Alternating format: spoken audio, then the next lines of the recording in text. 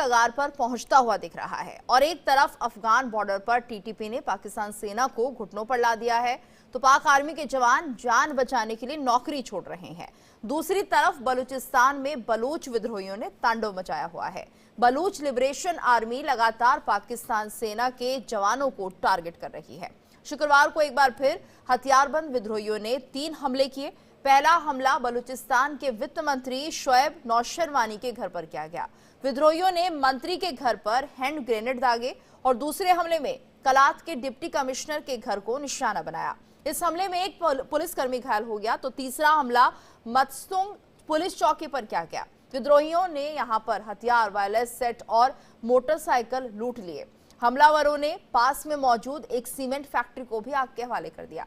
पिछले हफ्ते बीएलए ने बलूचिस्तान के तुर्बत के पास पाकिस्तानी सेना के काफिले पर हमला किया था और इस हमले में 47 सैनिकों की मौत हो गई थी, जबकि 30 से ज्यादा लोग घायल हुए थे। दूसरी तरफ गुरुवार को टीटीपी ने खैबर में एटमी प्लांट के 16 वर्कर्स को अगवा कर लिया। तो टीटीपी आतंकियों ने खैबर पख्तूनख्वा में मकीन और माली खेल की मिलिट्री पोस्ट पर भी रॉकेट और मोर्टार से हमला किया। पुलिस ने इनमें से 8 वर्कर को छुड़ा लिया था, जबकि 8 अभी भी कैद में है। बीएलए और टीटीपी ने पाकिस्तान आर्मी और सरकार की नाक में दम कर दिया है। शहबाज शरीफ बेबस नजर आ रहे हैं। आलम यह है कि कंगाल पाकिस्तान विद्रोहियों के हमलों से घुटनों पर आ गया है। सवाल यह है कि आखिर क्या पाकिस्तान कई टुकड़ों में बंट जाएगा?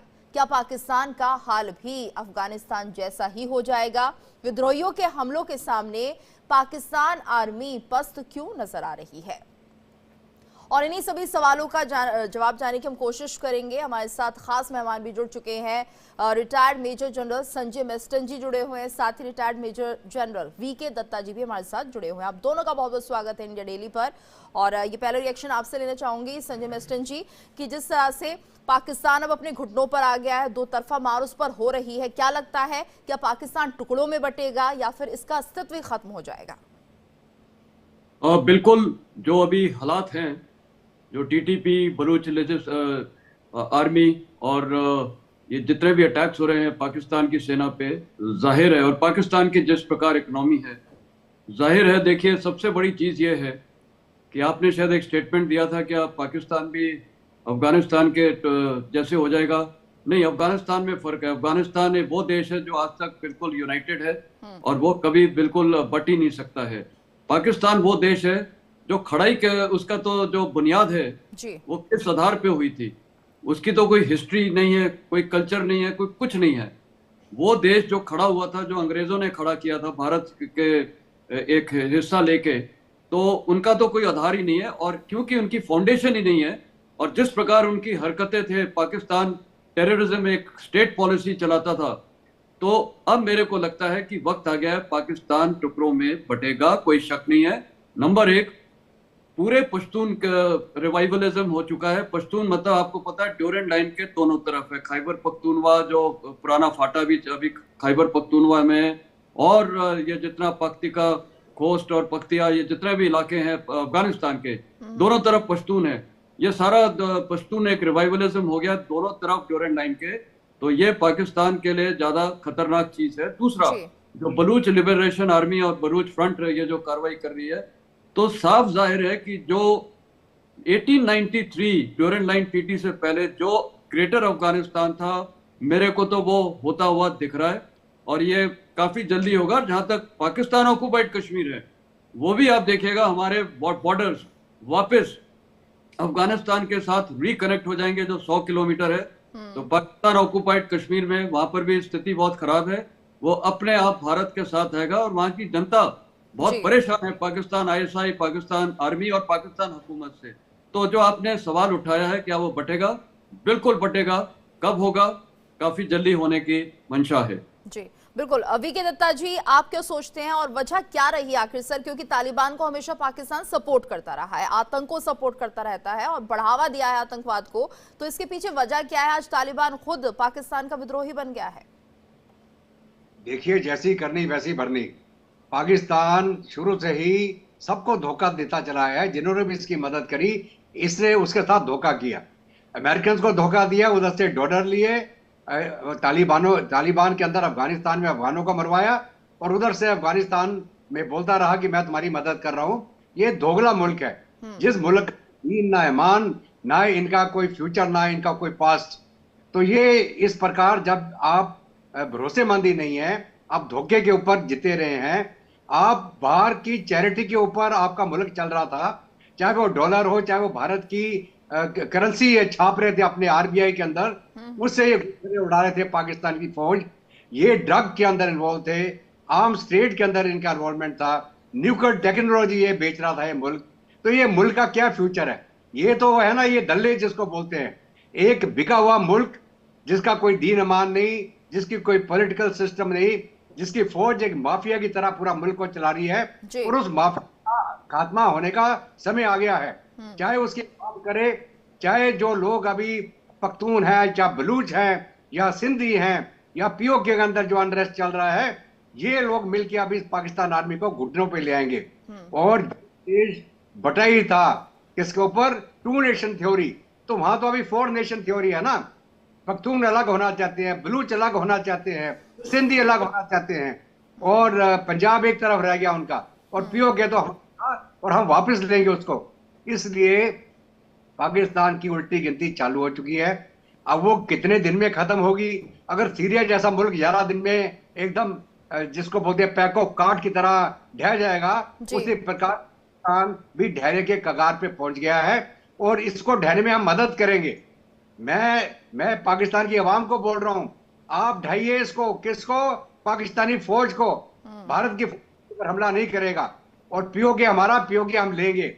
जितना जल्दी आप फौज को हटा दें उतना अच्छा उनके लिए है, नहीं तो आप भी बर्बाद हो जाएंगे, तबाह हो जाएंगे, और पाकिस्तान 4 टुकड़ों में बढ़ जाएगा। क्या पाकिस्तानी अवाम ये चाहता है कि उनके मुल्क का ये असर हो? और किसके हाथ हो? पाकिस्तान की फौज के हाथों। ना वो अमेरिका कर रहा, ना तालिबान कर रहा, ना भारत कर रहा है। कौन कर रहा है? पाकिस्तान की फौज। तो पाकिस्तान की फौज को घुटनों पे लाने के लिए पाकिस्तान की अवाम काफी है। अगर वो जाग जाए, लेकिन वो जाग ही नहीं रहे, उनकी आंखों पे पट्टी बंधी हुई है, वो भुखमरी फैली है, खाने को नहीं है, पीने को नहीं है, तरक्की नहीं है, कोई इकोनॉमी नहीं है, और ये पाकिस्तानी फौजी जो है गुलछरे उड़ा रहे हैं। तो पाकिस्तान की अवाम को ये बंटवारा अगर रोकना है तो उनको ऐलान करना पड़ेगा, उनको जिहाद करना पड़ेगा। किसके खिलाफ? पाकिस्तान की फौज के खिलाफ। नहीं तो जो हजर होना पाकिस्तान का हो ही जाएगा, ना इधर के रहेंगे ना उधर के रहेंगे, और 4 टुकड़े में बढ़ जाएंगे वो।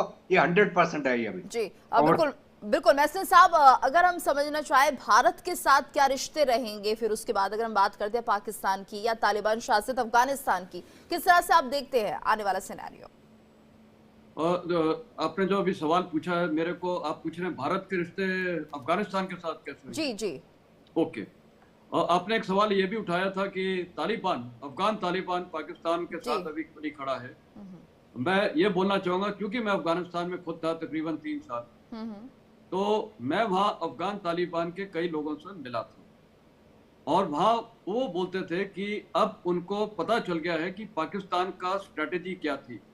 पाकिस्तान की यह स्ट्रेटेजी थी कि उनकी सबसे बड़ी कमजोरी पाकिस्तान की है ड्यूरेंट लाइन, और उनको पता है जिस दिन ये पश्तून यूनाइट हो जाए तो वहां पर तहलका मच जाएगा। और इसीलिए पाकिस्तान की स्ट्रेटेजी में उन्होंने ये काम किया कि वहां पश्तूनों को एक दूसरे के खिलाफ लड़ाएं, पश्तून का ध्यान डाइवर्ट करें इंटरनेशनल टेररिज्म में, स्टेट ग्रोन टेररिज्म में। पाकिस्तान के ये सारे टेररिस्ट बन गए थे।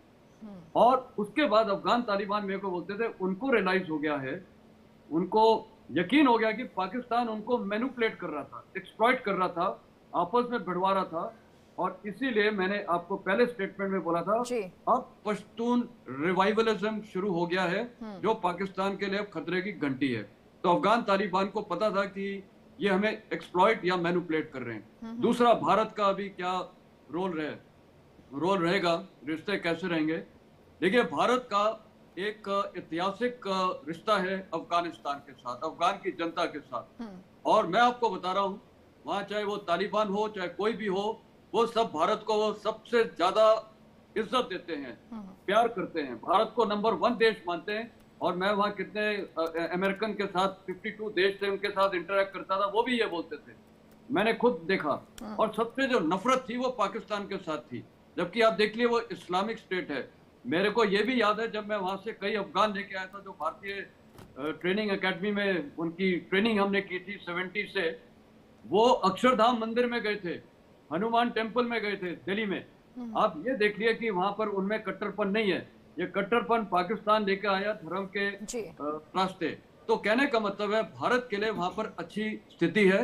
भारत को तमाम अफगानिस्तान चाहता है, अफगान के लोग, चाहे वो पश्तून हो, चाहे तजिक हो, चाहे हजारा हो, चाहे उज़्बेक हो, और इसीलिए अफगानिस्तान वो देश है, वो टूट ही नहीं सकता कभी, वो वहां पर मैंने देखा है। तो कहने का मतलब भारत ने जो अभी पहल की है, हमने पश्तून के साथ, जो अफगान तालिबान के साथ अभी वर्किंग रिलेशनशिप की है जी। दूसरा जो नेशनल रेजिस्टेंस फ्रंट है उसके साथ भी हमारे वर्किंग रिलेशनशिप है, जो आपको पता है, जो असफाई नदन अलायंस था। तो भारत को वहां पर बहुत पोटेंशियल है, और मेरे को लगता है भारत को अभी और स्पीड अप करना चाहिए अपना ये वर्किंग रिलेशनशिप, और अफगान तालिबान को धीरे धीरे बताएं कि इंक्लूसिव गवर्नमेंट करें, और साथ ही वहाँ जो महिलाएं हैं, बच्चे हैं, उनको पढ़ाई का मौका दिया जाए, महिलाओं को ओपनिंग्स दिया जाए जैसे हर देश में होता है, जिससे उन्हीं की तरक्की होगी। और अफगानिस्तान वो देश है जहाँ पर 4.1 ट्रिलियन डॉलर मिनरल रिजर्व्स हैं। अफगानिस्तान की जनता की, अफगानिस्तान की हुकूमत की हम मदद कर सकते हैं, वो एक्सप्लॉयटेशन ऑफ द मिनरल्स, उसको हम इतना रिच देश बना सकते हैं। भारत के अंदर सब कुछ है, और हमें जो प्यार करते हैं, हमें जो मानते हैं, मेरे ख्याल भारत के लिए आज विन विन सिचुएशन है, इससे अच्छी सिचुएशन हो ही नहीं सकती है। और मैं एज अ मिलिट्री मैन भी बोलना चाहूंगा कि पाकिस्तान आज एक और स्ट्रैटेजी चलाता है भारत के खिलाफ, ये कितने फ्रंट्स खोलता रहता है, बांग्लादेश फ्रंट खुलवा रहा है, अफगान, ये चाइना फ्रंट, जितने भी फ्रंट्स है, वो नेपाल फ्रंट से इन्फिल्ट्रेशन कराता है। भारत को भी अब एक नया फ्रंट खोलना पड़ेगा अफगानिस्तान के जरिए, और पाकिस्तान को जो पीछे से, वहां से अभी हमारे पास मिलिट्री ऑप्शंस होने चाहिए। मैं जब अफगानिस्तान से आ रहा था, मेरे को याद है, वापस भारत अपनी डिवीजन कमांड करने फिरोजपुर में, मेरे को अफगान पश्तून बोलते थे, जनरल साहब आप यहाँ से हमला करो, हम वहां से करेंगे, इस देश को खत्म करना है। अब जी, यानी कुल मिलाकर उल्टी गिनती शुरू हो गई है पाकिस्तान की। दत्ता साहब, आप भी महसून साहब की बात को सपोर्ट करते हैं, अब ज्यादा वक्त नहीं है, काउंटडाउन शुरू हो चुका है। बिल्कुल, देखिए ऐसा है कि हम दोनों फौजी हैं। मैंने भी अपना डिवीजन कमांड किया था, पुंछ रजौरी 25 इन्फेंट्री डिवीजन, जो पाकिस्तानियों को रोज मारते थे हम। तो मेरा कहने का मतलब यह है कि पाकिस्तान की फौज की उल्टी गिनती शुरू हो गई है। मैं तो एक्चुअली पाकिस्तान की अवाम के साथ मेरी सहानुभूति है, सिंपथी है कि एक अवाम जिसको पाकिस्तान की फौज ने लूटा। तो मैं बार इस बात को इसलिए दोहरा रहा हूं कि पाकिस्तान की अवाम को समझना पड़ेगा कि अगर वो हमारे साथ आजादी मिली उनको, चलो ठीक है, 2 नेशन थ्योरी में बंटवारा हो गया, ये दोनों मिलके इस खित्ते में एक बहुत बड़ी तरक्की होती इनकी, दोनों देशों की खुशहाली होती। लेकिन फौज जो है लगातार अपनी अवाम को गरीबी गुर्बत में धकेलती रही और अपने हित के बारे में सोचती रही, और पाकिस्तान की अवाम को बोलती रही कि भारत की तरफ से बहुत बड़ा खतरा है। और उसको रखने के लिए इन्होंने J&K का कैरेट, जिसको बोलते हैं ना, वो गाजर दिखाते रहे लोगों को कि हम J&K को आजाद करा लेंगे और पाकिस्तान के अंदर मिला लेंगे। वो तो इनका हुआ नहीं, अभी ये इनका खुद टूटने का कगार आ गया। अगर आपको याद हो, इंसर्जेंसी शुरू कराई भारत के अंदर, अगर 80s की बात करें हम, तो इन्होंने पंजाब के सेपरेटिस्ट लोगों को मदद देना शुरू किया, हथियार देना शुरू किया, उनके कैंप वहां बनाए। क्या भारत की फौज ने उसको काबू कर दिया, तो इन्होंने उसी समय फिर J&K के अंदर कार्रवाई चालू करा दी और J&K के अंदर मिलिटेंसी पैदा करी। पहले इन्होंने बढ़ावा दिया भी चलो जो आजादी कर जाना चाहते हैं उनकी, और बाद में इन्होंने आस्ते आस्ते लश्कर मुजाहिदीन कर करके उसको अपनी तरफ स्वे करने की चेष्टा करी। और लगातार वो 1980 एंड से लेके आज तक के J&K के अंदर लगे रहे। भारत के अंदर इन्होंने अलग-अलग उग्रवादी और टेररिस्ट अटैक कराए, और इनका डॉक्ट्रिन बिल्कुल, यानी दत्ता साहब ये माना जाए जो फंड इन्हें अपने देश की तरक्की के लिए इस्तेमाल करना था, वो उन्होंने आतंकवाद पर खर्च किया, और आज वो आतंकवाद इन्हें ही खत्म करने वाला है। यानी ज्यादा वक्त अब पाकिस्तान के पास नहीं है, जो बीज उन्होंने बोया है वो पेड़ वो काटने वाले हैं। धन्यवाद आप दोनों का इस पूरी बातचीत के लिए। और इसी के साथ इस खास पेशकश में इतना ही। रुकेंगे एक ब्रेक के लिए, ब्रेक के बाद खबरें लगातार जारी हैं।